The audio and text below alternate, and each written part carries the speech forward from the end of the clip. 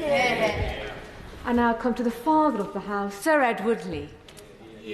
Madam Deputy Speaker, it's a pleasure to follow the Honourable Gentleman for Birmingham, Hodge Hill, and he mentions his hero as being Alistair Darling, and of course my hero is Nigel Lawson, because I'm personally convinced that the way to create growth and prosperity is to flatten taxes and to lower them.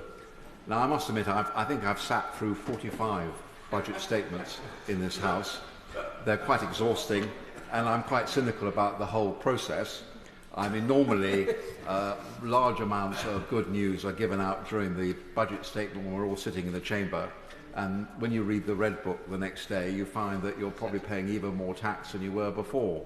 It's all been taken back. But here, the pain has been uploaded up front. And I suppose we should be grateful for small mercies, and I suppose the Chancellor of the Exchequer will claim that she's just being honest, but it is a massive expansion of tax and spend. And governments that indulge in massive expansions of tax and spends are governments that gradually impoverish countries. More and more people, even those just surviving on a state pension, are going to be dragged into tax. Therefore, higher taxes on higher incomes are going to drag more people into paying higher rates of tax. The Honourable Gentleman who has spoken, of course, has made the classic attack on the top earners. 1% of top earners pay 30% of all tax revenues. You simply tax people more and more at the top end of the scale, and you get less enterprise, less growth. They leave the country. It's a vicious circle. It doesn't work. But he wants to intervene again, so of course I'll give way to him. I'm incredibly grateful to the Father of the House, who's been characteristically generous. I think we would both agree that his inspiration and mentor, Nigel Lawson, was not a hoary old socialist. But of course, he was the one who equalised the top rate of tax and the rate of capital gains. And I didn't see people fleeing the country back then. The House. We can have an argument, the Honourable Gentleman and myself, about history, but I would still defend my mentor, and even more so the Prime Minister at that time, Margaret Thatcher, till the day I die, and we'll just have to disagree on that, won't we? That's our philosophical foundation. I mean, I could devote this speech to an attack on the Labour government, and there's plenty of ammunition. The leader of my party has just given a brilliant expose of its weaknesses. But I just want to actually take the debate a bit further and not be too party political. I believe that actually the British state has very fundamental problems, and if you want, you can criticise the previous government for not having the time or the courage, or we were thrown off course by the pandemic, a whole load of reasons why we didn't actually try or were not able to solve these fundamental problems. And I don't think, and I believe this very strongly, that this budget is not going to solve them either. My personal belief is we have to create an entire new social contract. More and more people feel disconnected from the need to work and to take responsibility for their lives.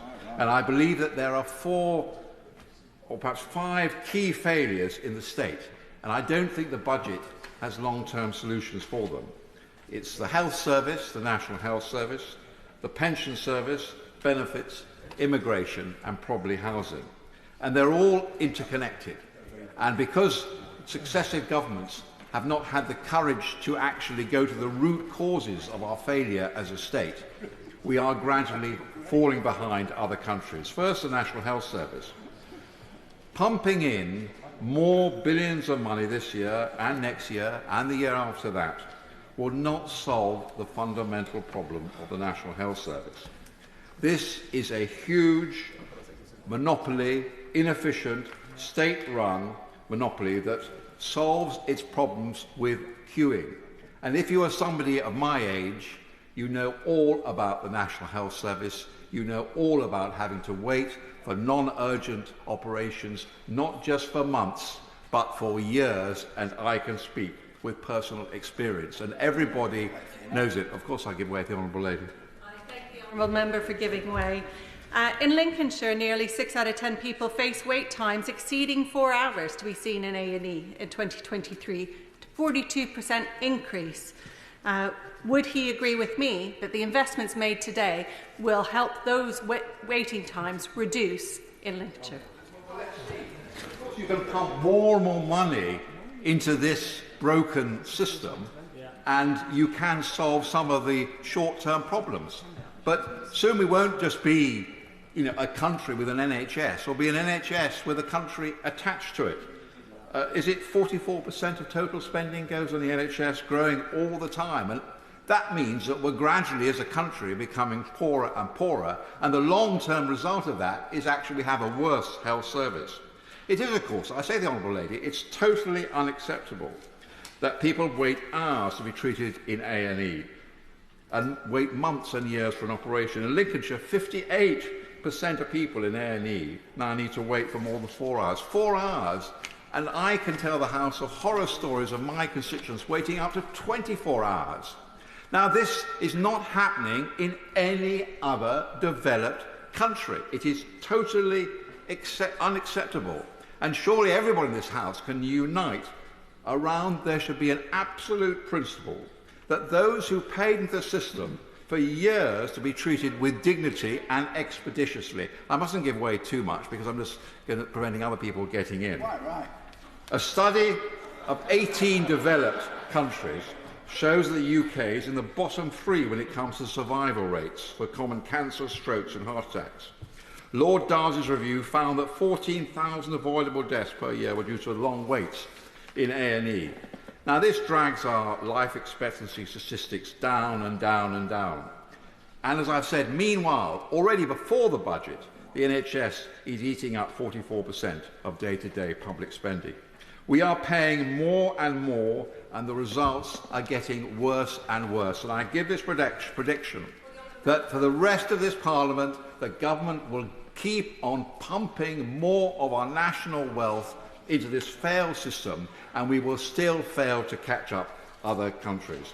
Of course, no, I've got to keep going. Of course, some issues like hospital capacity can only be dealt with by spending. I accept that. But we don't need to reinvent the wheel. We need to learn from other countries.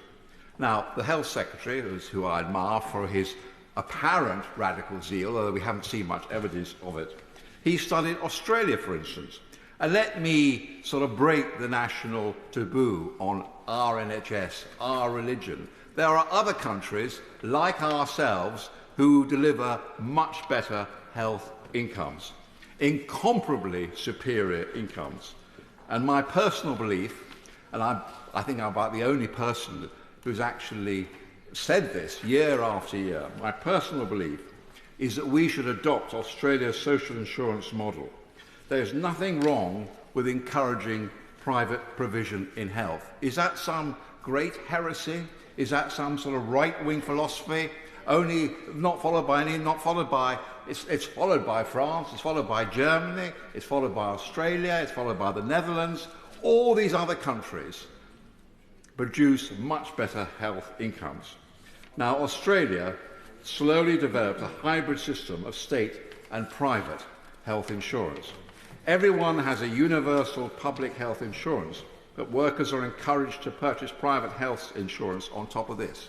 And my point is that with a ballooning, ageing population, yes, we have to spend more on health. We have to get people to put more of their own money into health, and they've got to be assured that having put their money in, they're not just ending up at the back of a queue. They have personal rights. They are committed to this health service. For instance, for a 20-year-old in Australia, the average cost of treatment-only plan is just £23.14 a month, or comprehensive cover from £31 per month. This cost with age rises to £109 per month for a 70-year-old. People earning less than £119,000 can claim rebates to reduce the cost of health insurance. Higher earners without insurance pay a surcharge of between 1 and 1.5%. So, research commissioned by Australia's Health Department shows that the cost to the taxpayer would be greater without the rebates because the stress on the public system would be increased. Now, the health outcomes are noticeable. Australia has one of the lowest rates of avoidable mortality amongst the developed nations. Australia's cancer survival rates are several percentage points higher than the UK's. Stroke and heart attack mortality rates are several points lower. It's not perfect, of course, and not everything can be imported from other countries. But Australia's system shows that there are other models, and we have to have a national debate about, with an ageing population, we can produce the kind of health outcomes that people desire. Now, the UK has, by the way, this has had a cumulative effect in 2022. Australia's government debt was 70% of GDP, 70%. In other words, they're running a tight ship, a well-run ship. It's a country much like ourselves. The UK has already, even before this budget, reached a staggering 104% in the same year. We are going broke because we don't have the courage, I say on either side of the aisle, to actually think from first principles. And I'm making this argument as much to my own side as I am to the government. This simply cannot go on and on. And otherwise, people are going to start talking about charging or giving tax relief for private health insurance. But we have to have a fundamental debate about the whole structure of health. And the Health Secretary has the goodwill of people across the House and across the country to start thinking big and thinking of new ideas. If he can find a way forward and to improve health outcomes, he will go down in history as one of the greatest health secretaries we've ever had. So that's health. The other fundamental problem we have is the ballooning benefit system, particularly in incapacity. It's trapping more and more people into dependence. We need a culture of the necessity of work. We've got 4 million people on incapacity benefits. 2/3 of them, recent joiners, are claiming mental illness. This is out of control. Work should always pay more than benefits, and I would have liked to have heard more from the Chancellor of how she's going to attack this benefit system and incapacity, which is gradually reducing the government into penury. I will give way, yeah. Thank you, Madam Deputy Speaker. Would the honourable member join me in congratulating the Chancellor in raising the national living wage, an uplift that will have a transformative impact on the lives of more than 1/3 of children in Gainsborough living in poverty, as well as children in my constituency in North Warwickshire and Bedworth who live in poverty, and this will make such a massive difference. The Honourable Lady's made a point. I was actually talking about incapacity benefit, and I'm not sure how the point she's just made has actually addressed that point. The culture of living off the state for years when you are capable of doing some work needs to be stamped out, and we've got to work together in the House to actually get people off benefit, to help them. It's not just reducing their benefit, it's actually having innovative schemes that the former Social Security Secretary was trying to bring about, to try and encourage people back into work and making their whole lives better and more productive. Third, tackling benefits, of course, is a vital ingredient of curbing immigration.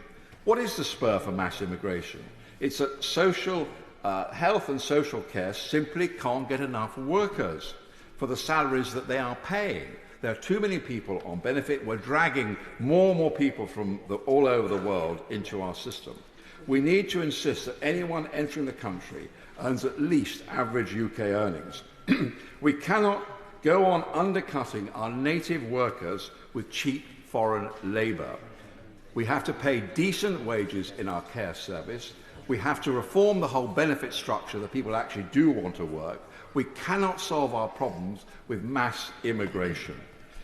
So the mass illegal immigration is part of this problem. It is gradually destroying the social contract and people's belief in the system. And the government has to have a plan to deal with it, which basically means arresting people when they land illegally on these shores and offshoring them. Now, the other great problem that we haven't really addressed in our national psyche is this whole pension system. You know, I got to declare an interest. I'm of pensionable age. We have an ever-increasing, and some of them will be very happy when I retire from this house. But I do try and tell the truth according to my own lights and say difficult truths. The fact is we have more and more elderly people, more and more sick people, more and more people with multiple health problems. We're all committed to keeping the triple lock, and I would get into awful deep water if I say that this is becoming increasingly unaffordable. But of course, actually, if the portion of the state spending devoted to pensions increases every year in real terms, you gradually ensure that the country cannot pay its way. So we have to, and again, it's a difficult truth that nobody yet has had the courage to address. We have to do more to encourage private pensions. Not, and I say this to Chancellor, not seeing private pension pots as a convenient thing to raise. I served on the Social Security Committee many years ago under the late, great Frank Field, a man immensely respected on both sides of the aisle. We studied countries like Chile that were making this explicit, that we should create a contributory pension system. So people were encouraged to put more people in their pensions, to plan for their old age. This is the only way, with an ageing population, that we can solve our problems. In addition to all this, of course, wokery and human rights legislation, I'm afraid, are gradually eating away into our... Well, they all laugh, but it's true. Many people feel that they're not part of the way this country is run. This is just lessons that the government has to learn. For 14 years, well, now she's tried again and again, so I'll give way. You again? Yeah. Good for you. I thank the honourable member for giving way. He mentions that many people do not feel part of how this country has been run, and for the last 14 years we've seen regressive budgets that have hit the poorest hardest. Does the member welcome with me that our budget is progressive and in fact distributes the burden where it is most well-shouldered? Yeah. Well, if the honourable lady thinks that, I wish her luck. But I fear that we're just going to gradually paper over the cracks. And I'll criticise my own side on this. For 14 years, ministers went along with the Liberal consensus talking about our NHS, papering over the cracks of the NHS with more and more money, employing more and more nurses and doctors, and getting worse and worse outcomes. Meanwhile, productivity nosedived, mass immigration reached unimaginable heights to keep public services going. We've got to be honest. We're now in opposition. If we're not honest now, and I welcome the fact that one of our leadership candidates is saying we've got to start from first principles. So that's what I'm trying to do, start from first principles of how we're going to recreate the British state. Mrs Thatcher, I worked for her in opposition when she was leader of the opposition in the 1970s. She did that. We need a whole new intellectual drive on the way that Keith Joseph and the Institute of Economic Affairs, they did that in opposition. They created a new, vibrant, conservative philosophy to how we could solve the deep-seated problems in this country. The budget could have been an opportunity, but it's still, I'm afraid, the old tax and spend instinct of the Labour Party. And I agree with the Labour Party that housing is a great failure of our state. Of course we need a massive house-building drive, or more appropriately, a flat-building campaign. The easy way out is to take good agricultural land and greenbelt land, particularly around London. Instead, we need an incentive to incentivise building in cities and build on brownfield sites. Now, I fear I've wearied the House, and I'll stop now. We fear we've wearied you. Speak forever! And no doubt these difficult words about the National Health Service or triple lock or something will be used by a Labour Party spokesman for years to come, if anybody's interested at all. But I do hope that we have the intellectual courage to try and solve the real problems in our society. How are we going to get a decent health service which is on a par with what we find in France, Australia and the Netherlands? How are we going to get a decent housing programme? How are we going to get people to contribute more to their old age? Unless we address these fundamental, deep-seated problems in the British state, we will just simply, gradually become a poorer and poorer nation.